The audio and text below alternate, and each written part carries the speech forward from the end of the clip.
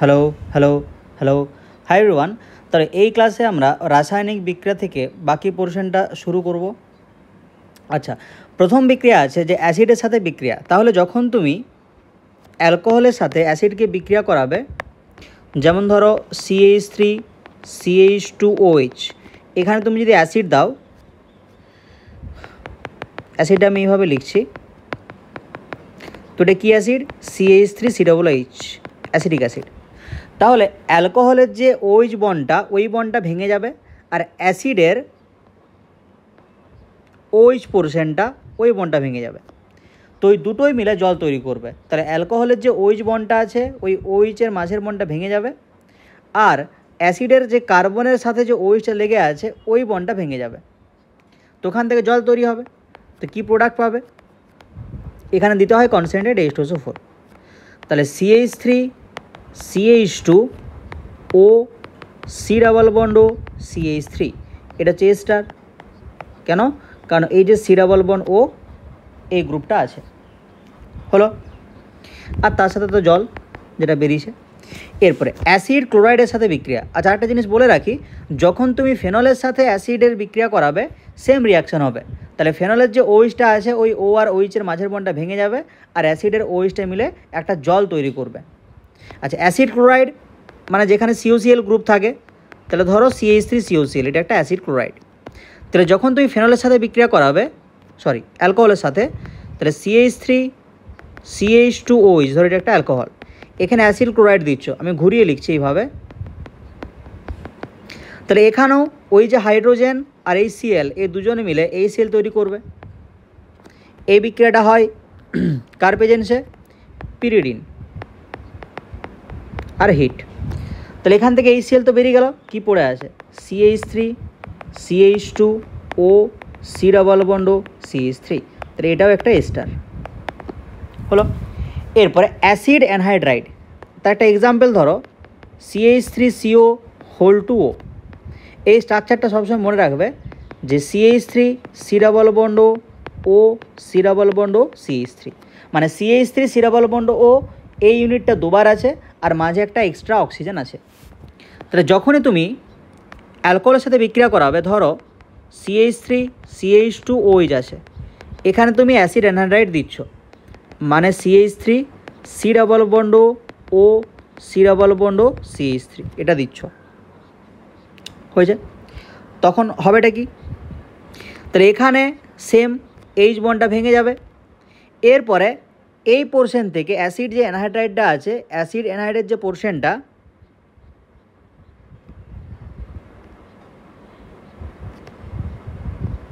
এতটা নিতে হবে। তাহলে নেক্সট যে C⋯ এটাও আছে, এটাও আছে।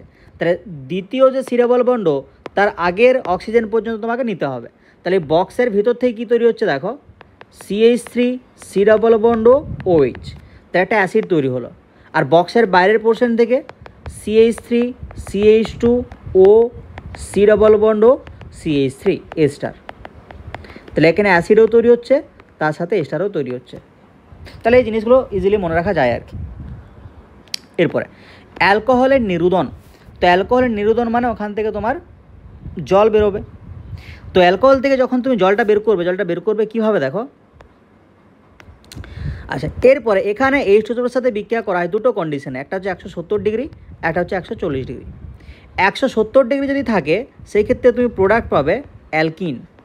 যদি 140 ডিগ্রি থাকে, সেই ক্ষেত্রে প্রোডাক্ট তুমি পাবে ইথার। তাহলে এখানে অ্যালকিনটা পাবে কীভাবে দেখো। তো এই CH3টাকে আমি CH2 হাইড্রোজেন এইভাবে লিখছি। তাহলে যেখানে OH-টা লেগে আছে, ওই কার্বনটা হচ্ছে আলফা, যেখানে H লেগে আছে তার পাশের কার্বনটা, সেটা হচ্ছে বিটা। তাহলে এই আলফা কার্বন থেকে OH আর বিটা কার্বন থেকে H, এই দুটো মিলে জল তৈরি করবে। তাহলে আলফা পজিশনে একটা বন্ড ভাঙলো, বিটা পজিশনে একটা বন্ড ভাঙলো, তাহলে আলফা আর বিটাটাকে একটা নতুন বন্ড দিয়ে জুড়ে দেবে। দেখো অ্যালকিন পেয়ে গেলাম, তার সাথে জল, হলো। যখন টেম্পারেচার 140 ডিগ্রি, তখন তোমার প্রোডাক্ট কী হয়? ইথার। তো ইথারটা কীভাবে তৈরি করবে? তাহলে একটা অ্যালকোহল ছিল, ওই অ্যালকোহলটাই আবার একবার লিখো, ঠিক আছে। তাহলে একটা অ্যালকোহলের H আর একটা অ্যালকোহলের OH, এই দুটো মিলে জল তৈরি করবে। কি বললাম?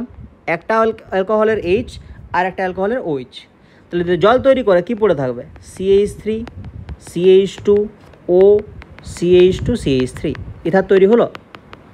এই যে অক্সিজেনটা দুটো কার্বনকে কানেক্ট করে রেখেছে, এটাকে ইথার বলা হয়। এরপরে অ্যালকোহলের জারণ। তাহলে অ্যালকোহলের জারণের জন্য যে তীব্র আর মৃদু জারক পদার্থগুলো ছিল তাদের জাস্ট নামগুলো একটু দেখে রাখবে, ঠিক আছে?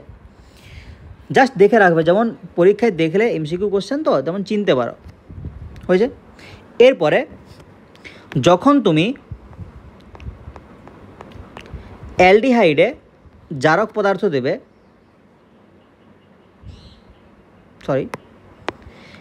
অ্যালকোহলে 1 ডিগ্রি অ্যালকোহলে জারক পদার্থ দেবে, সেটা অ্যালডিহাইড তৈরি করবে। যেরকম অ্যালডিহাইড থেকে 1 ডিগ্রি অ্যালকোহল পাচ্ছিলে, সেরকম উল্টোভাবে 1 ডিগ্রি অ্যালকোহলের জারণ করলে তুমি অ্যালডিহাইড পাবে। এটাকে যদি ফার্দার জারণ করো তুমি তাহলে অ্যাসিড পাবে। উদাহরণস্বরূপ বলতে পারো যে CH3 CH2 OH। তাহলে এখান থেকে অ্যালডিহাইড কী পাবে? যেহেতু 1 ডিগ্রি অ্যালকোহল আছে, এটা পাবে। অ্যাসিড কী পাবে? CH3 COOH, এটা অ্যাসিড, হয়েছে? এরপরে যদি এটা 2 ডিগ্রি অ্যালকোহল থাকে, সেই ক্ষেত্রে কী উৎপন্ন হবে? 2 ডিগ্রি অ্যালকোহল, সেই ক্ষেত্রে উৎপন্ন হবে কিটোন। ফার্দার সেটাকে অক্সিডেশন করলে অ্যাসিড উৎপন্ন হবে। তাই 2 ডিগ্রি অ্যালকোহলের একটা উদাহরণ নিয়ে নাও, যে CH3 CHOH CH3, এটা এখান থেকে কী কিটোন পাবে? CH3 COO CH3। এখান থেকে অ্যাসিড কী পাবে?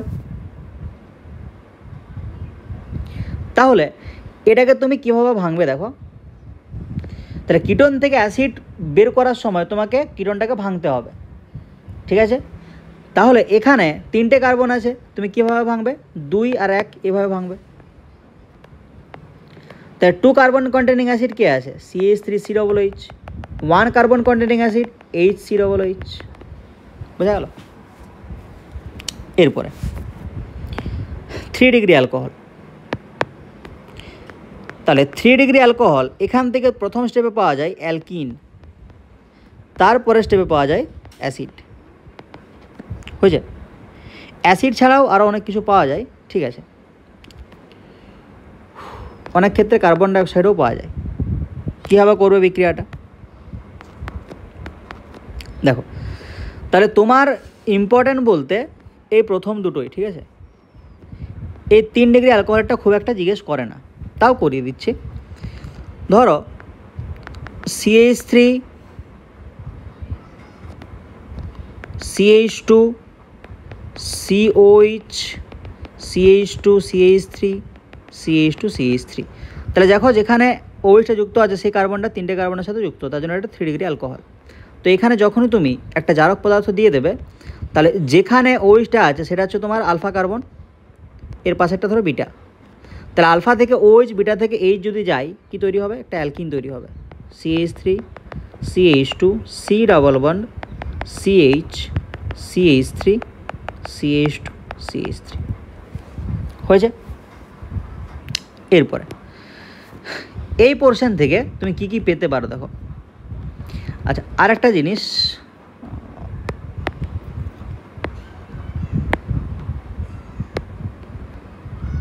এখানে লিখে দিচ্ছি দেখো। এটা দেখবে ক্লাস 11-এ যখন অ্যালকিন পড়িয়েছিলাম, এই পোর্শনটা করেছিলাম, যে কোনো জায়গায় যদি ডাবল বন্ড কার্বন হাইড্রোজেন আর একটা অ্যালকিল গ্রুপ থাকে, সেটা কিসে কনভার্ট হয়? আর COOH এতে কনভার্ট হয়। যদি কোনো জায়গায় ডাবল বন্ড CHH থাকে, তো এটা কনভার্ট হয় কার্বন ডাইঅক্সাইডে। যদি কোনো জায়গায় ডাবল বন্ড CR থাকে, এটা কনভার্ট হয় কিটোনে। তাহলে এখানে যে অ্যালকিনটা পেয়েছি দেখো, এই কার্বনটা কি কি আছে? এটা তো ডাবল বন্ডেড কার্বন, এখানে একটা হাইড্রোজেন আছে, একটা CH3 আছে, মানে অ্যালকাইল গ্রুপ আছে। তাহলে এই পোর্শনটা থেকে তুমি একটা অ্যাসিড পাবে। তাহলে এই পোর্শন থেকে কী অ্যাসিড পাবে? CH3 COOH। নিচের যে পোর্শনটা, এই ডাবল বন্ডেড কার্বনটা, এটার সাথে কি যুক্ত আছে? দুটো ইথাইল গ্রুপ। ডাবল বন্ডেড কার্বনের সাথে এই একটা ইথাইল গ্রুপ, এই একটা ইথাইল গ্রুপ, দুটো অ্যালকাইল গ্রুপ আছে, তাহলে এখান থেকে তুমি কিটোন পাবে। কি কিটোন পাবে? CH3 CH2 C double bond CH2 CH3। তাহলে কিটোন পেয়ে গেছি। কিটোনের অক্সিডেশন আমরা করতে জানি, যেহেতু 5টা কার্বন আছে আমি 3টে দুটোই ভেঙে দিচ্ছি। তাহলে দুটো পোর্শন থেকে যে অ্যাসিডটা পাবো সেটা হচ্ছে CH3 COOH। এই 3টে পোর্শন থেকে যে অ্যাসিড পাবো সেটা হচ্ছে CH3 CH2 COOH। হলো? এরপরে গ্রিগনার্ড বিকারকের সাথে বিক্রিয়া। তাহলে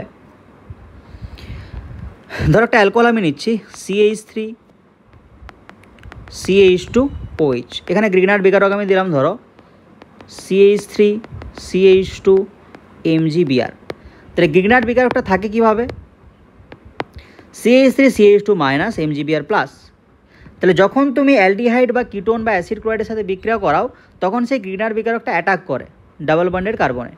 বাট এখানে তো ডাবল বন্ডেড কার্বনের কোনো গল্প নেই। তাহলে এখানে যে হাইড্রোজেনটা অক্সিজেনের সাথে যুক্ত আছে এই হাইড্রোজেনটাকে এই CH3 CH2 মাইনাস নিয়ে নেবে।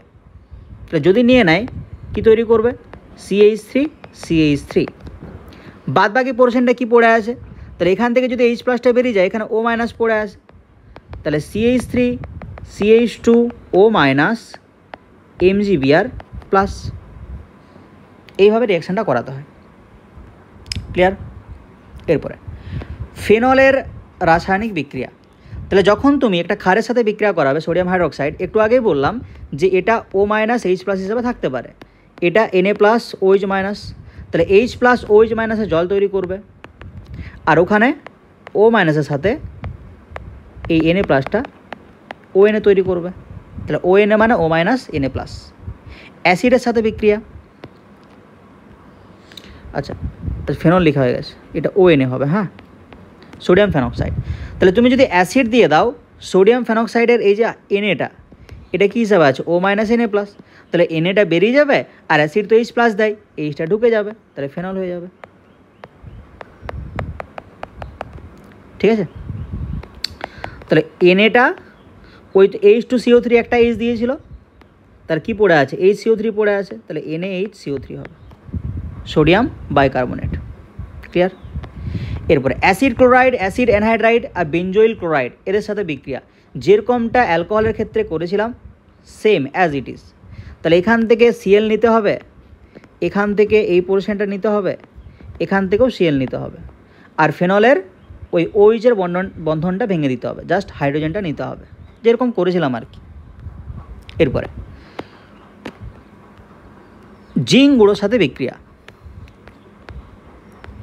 তাহলে ধরো তোমার কাছে ফেনল আছে, এখানে তুমি জিঙ্ক ডাস্ট দিচ্ছ বা জিঙ্ক গুঁড়ো দিচ্ছ, তাহলে কী হবে? OH-এর জায়গায় জাস্ট একটা হাইড্রোজেন চলে আসবে, যেহেতু অক্সিজেনটা বেরিয়ে গেছে। এই যে OH-এর দেখো হাইড্রোজেনটা থাকলো, অক্সিজেনটা বেরিয়ে গেল, তাহলে ZNO-র সাথে অক্সিজেনটা ZNO জিঙ্ক অক্সাইড তৈরি করবে। তো এটাই তো বেঞ্জিন নাকি? এটাই বেঞ্জিন। তাহলে জিঙ্ক গুঁড়ার সাথে তুমি যদি ফেনলের বিক্রিয়া করাও বেঞ্জিন পাবে। এরপরে হ্যালোজিনেশন। তাহলে হ্যালোজিনেশন দেখবে ফেনলের দুরকম করা আছে, একটা হচ্ছে CH2 দ্রাবক আর 0 ডিগ্রি সেন্টিগ্রেড তাপমাত্রা, আর একটা ব্রোমিনের সাথে জল। তাহলে ব্রোমিনের সাথে CH2 দ্রাবক 0 ডিগ্রি সেন্টিগ্রেড তাপমাত্রা দিলে অর্থো আর প্যারা পজিশনে দেখবে বিয়ার ঢুকেছে ফেনলের, আর যখন জল দিয়েছি বিয়ার2 সাথে তখন ফেনলের সব অর্থো আর সব প্যারা পজিশনে বিয়ার ঢুকে একটাই প্রোডাক্ট তৈরি করেছে। তাহলে CH2 দ্রাবক আর বিয়ার2 0 ডিগ্রি সেন্টিগ্রেড দিলে অর্থো আর প্যারা প্রোডাক্ট পাবে, দুটো প্রোডাক্ট। আর যখন তুমি বিয়ার2 আর জল দেবে সব অর্থো আর প্যারা পজিশনে বিয়ার ঢুকে যাবে, সেখানে একটা প্রোডাক্ট পাবে। তাই এই ক্ষেত্রে দুটো প্রোডাক্ট, এই ক্ষেত্রে একটা প্রোডাক্ট। ক্লিয়ার? এরপরে নাইট্রেশন। তাই নাইট্রেশন HNO3 প্রেজেন্সে করা হয়, তো কী হয়? জাস্ট অর্থো আর প্যারা পজিশনে NO2 গ্রুপ ঢুকে যায়। সালফোনেশন। তাহলে সালফোনেশন H2SO4 প্রেজেন্সে করা হয়, জাস্ট অর্থো আর প্যারা পজিশনে SO3H ঢুকে যায়। ফ্রিডেল ক্রাফটের দুটো বিক্রিয়া, একটা হচ্ছে অ্যালকাইলেশন, একটা হচ্ছে অ্যাসাইলেশন। তো ফ্রিডেল ক্রাফটের যেখানে তুমি বিক্রিয়া দেখতে পাবে, কীভাবে চিনতে পারবে? সেখানে অ্যানহাইড্রাস AlCl3 বা অনাদ্র AlCl3 দেওয়া থাকবে, তার সাথে কোনো একটা অ্যালকিল হ্যালাইড মানে অ্যালকাইল গ্রুপ, তার সাথে হ্যালোজেন বা অ্যাসাইল হ্যালাইড, অ্যাসাইল গ্রুপ মানে CH3CO এই টাইপের কিছু একটা গ্রুপ থাকবে। কোনো জায়গায় হয়তো CH3CH2CO থাকতে পারে। ঠিক আছে। তো অ্যালকিল হ্যালাইড অনাদ্র AlCl3 থাকা মানে Friedel Craft alkylation, acyl halide অনাদ্র AlCl3 থাকা মানে অ্যাসাইলেশন ফ্রিডেল ক্রাফট। তো যদি তোমার অ্যালকাইলেশন করতে হয়, যদি CH3Cl থাকে, তাহলে এই Cl বাদ দিয়ে যে গ্রুপটা আছে সেটা একবার অর্থো পজিশনে একবার প্যারা পজিশনে। এখানেও অ্যাসাইলেশনের ক্ষেত্রে Cl বাদ দিয়ে যে গ্রুপটা আছে, যেমন এখানে COCH3 আছে, তো ওই COCH3টাকে তুমি একবার অর্থো পজিশনে একবার প্যারা পজিশনে ঢুকিয়ে দেবে, ব্যাস। এরপরে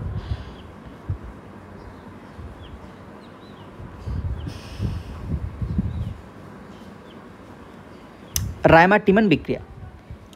আচ্ছা, রায়মার-টিম্যান বিক্রিয়ায় কী হয়, এখানে ফার্স্ট স্টেপে ফেনল নেওয়া হয়। যেহেতু ফেনলের বিক্রিয়া হচ্ছে, তো এখানে কার্বন ডাইঅক্সাইড 120 থেকে 140 ডিগ্রি সেন্টিগ্রেড তাপমাত্রা, 4 থেকে 7 ATM চাপ, এই কন্ডিশনে যদি রাখো তুমি, তাহলে স্যালিসাইলিক অ্যাসিডের গঠনটা নিশ্চয়ই মনে আছে, ওরকমই হবে, কিন্তু এখানে COONA হবে।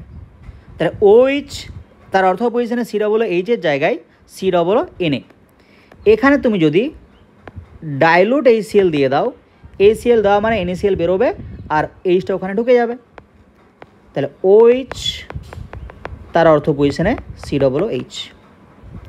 ঠিক আছে, এটা হচ্ছে তোমার স্যালিসাইলিক অ্যাসিড হলো। আচ্ছা, এরপরে এখানে একটা রিয়াকশান মিস হয়ে গেছে, কোলবে-স্মিট, এটাও খুব ফেমাস রিয়াকশান। কোলবে-স্মিট কেন ফেমাস, এই যে স্যালিসাইলিক অ্যাসিড উৎপন্ন হচ্ছে, স্যালিসাইলিক অ্যাসিডটা খুব ইম্পর্ট্যান্ট। কোলবে-স্মিট বিক্রিয়া হলো। তাহলে এখানেও ফার্স্টে ফেনল নেওয়া হয়, এখানে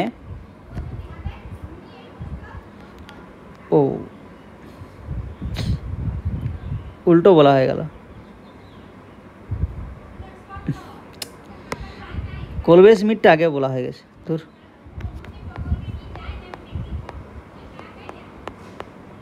এটা কোলবে-স্মিট ছিল, হ্যাঁ, খেয়াল থাকেনি। আচ্ছা, এরপরে এটা হচ্ছে রায়মার-টিম্যান। কোলবে-স্মিটে স্যালিসাইলিক অ্যাসিড হয়, ঠিক আছে।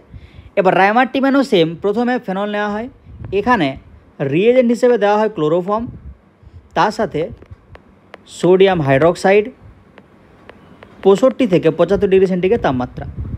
তাহলে প্রথম স্টেপে আগেরটার ক্ষেত্রে কী হয়েছিল, OH-এর অর্থ পজিশনে COONA, এখানে COONA-এর জায়গায় CHO হবে, তো CHO-টাকে তো ওরকম CHONA লেখা যায় না, তো এখানে আমি OH-টাকে ONA লিখব, ঠিক আছে। তাহলে এখানে যদি নেক্সট স্টেপে ডাইলুট HCl দেওয়া হয়, তখন ONA-টা কী হবে, OH হবে, আর এটা CHO, ঠিক আছে।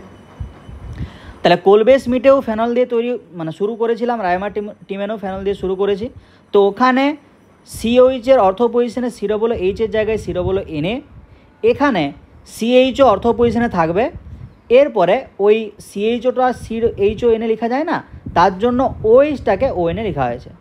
লাস্ট স্টেপে ওখানেও ডাইলুট HCl, এখানেও ডাইলুট HCl, ওখানে COONA-টা COOH হয়েছে, তাহলে NaCl বেরিয়ে গেছে, এইচটা ঢুকে গেছে, আর এখানে ON-এর জায়গায় OH হয়েছে, এখানেও সেম কেস, Na আর Cl বেরিয়ে গেছে আর এইচটা ওখানে ঢুকে গেছে হলো। এখানে যেটা ইম্পর্ট্যান্ট আরও একটা কথা, যে এখানে CHCl3-এর জায়গায় তুমি যদি CCl4 দাও, তাহলে স্যালিসাইলিক অ্যাসিড উৎপন্ন হবে, স্যালিসাইলিক অ্যাসিড উৎপন্ন হবে, এটা খুব ইম্পর্ট্যান্ট, ঠিক আছে। আচ্ছা, এরপরে হাইড্রোজিনেশন। হাইড্রোজিনেশন মানে হচ্ছে হাইড্রোজেন ঢোকানো হবে। তাহলে ধরো তুমি ফেনল নিলে, এখানে তুমি হাইড্রোজেন নিকেল দিচ্ছ, তাহলে যে ডবল বন্ডগুলো আছে এগুলো সব ভেঙে যাবে আর হাইড্রোজেন ঢুকে যাবে। মানে জেনারেলি এখানে একটা করে হাইড্রোজেন থাকে আর এখানে দেখো দুটো করে হাইড্রোজেন আছে, হয়েছে। তাহলে জাস্ট হাইড্রোজেন ঢুকে যাচ্ছে, আর কিছু না।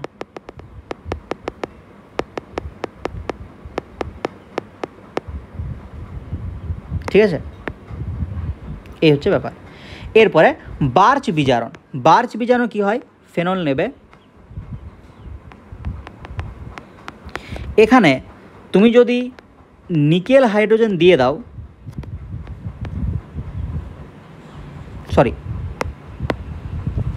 বার্চ বিজারণে দিতে হবে সোডিয়াম লিকুইড অ্যামোনিয়া, ঠিক আছে। নিকেল হাইড্রোজেন আগেরটা ছিল হাইড্রোজেনেশনের ক্ষেত্রে, তাহলে সোডিয়াম লিকুইড অ্যামোনিয়া দিয়ে দিলে 3টে ডাবল বন্ডের মধ্যে একটা ডাবল বন্ড থাকবে, আর এই OHটা ডাবল বন্ড ও হয়ে যাবে, ঠিক আছে। আচ্ছা, এরপরে যখন তুমি CrO2Cl2 সাথে বিক্রিয়া করাবে, অথবা H2Cr2O7 এর সাথে বিক্রিয়া করাবে, অথবা Na2Cr2O7 H2SO4 এর সাথে বিক্রিয়া করাবে, তখন কি হবে? তাহলে এই যে Na2Cr2O7 H2SO4 এই বিক্রিয়াটা করালেই তোমার এই H2Cr2O7ই তৈরি হবে, কারণ দুটো সোডিয়াম বেরিয়ে যাবে আর H2SO4 থেকে দুটো হাইড্রোজেন ঢুকে যাবে, ঠিক আছে। তাহলে এই বিক্রিয়ায় কি তৈরি হয়, তাহলে ফেনল আছে, ওখানে তুমি রিয়েজেন্টগুলো দিচ্ছ,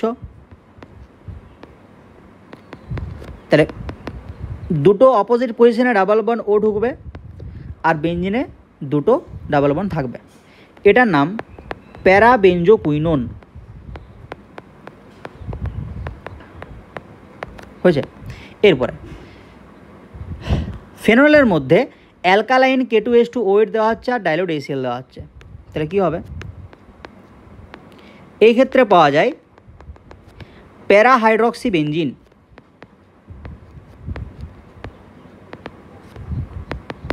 তাহলে এখানে OH ছিল, প্যারা পজিশন আর একটা OH ঢুকে যাচ্ছে, তাহলে একটা OH ছিল দুটো OH হয়ে গেল, তাহলে প্যারা ডাইহাইড্রক্সি বেঞ্জিন তুমি এখানে পাবে, ঠিক আছে। দুটো হাইড্রক্সি গ্রুপ আছে তার জন্য ডাইহাইড্রক্সি। এরপরে স্যালিসাইলিক অ্যাসিডের সাথে বিভিন্ন রকম যে বিক্রিয়া ছিল তিনটা রিয়াকশান খুবই ইম্পর্ট্যান্ট, এদের প্রোডাক্টগুলো ইম্পর্ট্যান্ট, তার সাথে সাথে প্রোডাক্টগুলোর যে কাজ সেগুলো তোমাদের খাতায় লেখা আছে, একটু পড়ে নেবে, ঠিক আছে। তো যখন তুমি অ্যাসিটিক অ্যানহাইড্রাইডের সাথে বিক্রিয়া করাবে, ওই অ্যাসিটিক অ্যানহাইড্রাইড কার সাথে বিক্রিয়া করবে? OH গ্রুপের সাথে। কীভাবে বিক্রিয়া করে তুমি জানো, কি প্রোডাক্ট হবে? অ্যাসপিরিন আর অ্যাসিটাইল স্যালিসাইলিক অ্যাসিড হলো। যখন তুমি ফেনলের সাথে বিক্রিয়া করাবে, তো ফেনলে OH গ্রুপ আছে, তো OH গ্রুপ থাকলে কি করবে? স্যালিসাইলিক অ্যাসিডের যে COOH গ্রুপ তার সাথে বিক্রিয়া করবে, যে প্রোডাক্ট তৈরি করবে তার নাম সেলল বা ফিনাইল স্যালিসাইলেট হয়েছে। এরপরে মিথানল, তাহলে মিথানলও OH গ্রুপ আছে, ও কার সাথে বিক্রিয়া করবে? স্যালিসাইলিক অ্যাসিডের COOH গ্রুপের সাথে, এই ক্ষেত্রে উৎপন্ন হবে মিথাইল স্যালিসাইলেট। তো আগেরটায় ফেনল ছিল, ফিনাইল স্যালিসাইলেট বা সেলল, এখন মিথানল আছে, মিথাইল স্যালিসাইলেট হলো। তো এদের রিয়াকশানগুলো ইম্পর্ট্যান্ট, হ্যাঁ। আর তার সাথে সাথে ব্যবহারগুলো, যে এই অ্যাসপিরিনের ব্যবহার কী, সেললের ব্যবহার কী, ফিনাইল মানে মিথাইল স্যালিসাইলেটের ব্যবহার কী, এটা দেখে নেবে, ঠিক আছে। এরপরে তাহলে ইথারটা লাস্ট ক্লাসে শেষ করব, আর একটা ক্লাস নেব, তাহলে এই পোর্শনটা মোটামুটি শেষ, ওকে।